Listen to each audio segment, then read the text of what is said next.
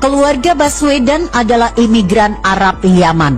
Mereka datang ke Indonesia karena melarikan diri ke berbagai negara, salah satunya ke Nusantara ini.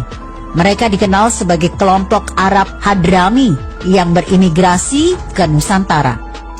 Mengutip artikel yang ditulis Markona yang disadur dari redaksi Indonesia.com, mereka merupakan kelompok miskin yang harus meninggalkan Arab karena ajaran dan tingkah laku mereka membahayakan politik pemerintah di masa itu, dengan selalu mengatasnamakan agama untuk mencapai tujuan mereka.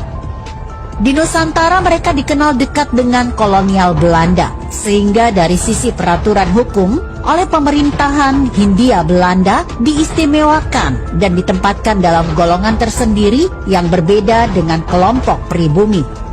Di mana ketika itu pemerintah Hindia Belanda menerapkan aturan berdasarkan golongan, yaitu 1.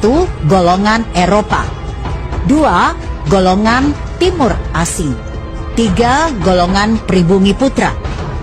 Keturunan Arab ditempatkan sebagai golongan Timur Asing dan telah terbiasa melihat diri mereka lebih tinggi daripada pribumi, sebagai kasta yang lebih rendah dari kasta mereka.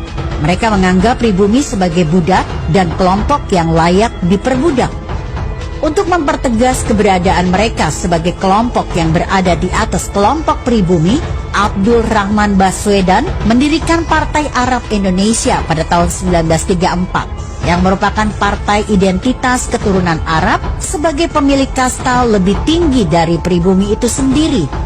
Abdul Rahman Baswedan merupakan kakek dari Anies Baswedan. Sejak tahun 1934 telah membentuk suatu kekuatan politik atas nama Arab, agar mereka yang berada di Indonesia diakui sebagai Arab Indonesia, bukan pribumi Indonesia, melainkan orang Arab yang tinggal di Indonesia, merupakan suatu politik identitas tanpa rasa nasionalisme.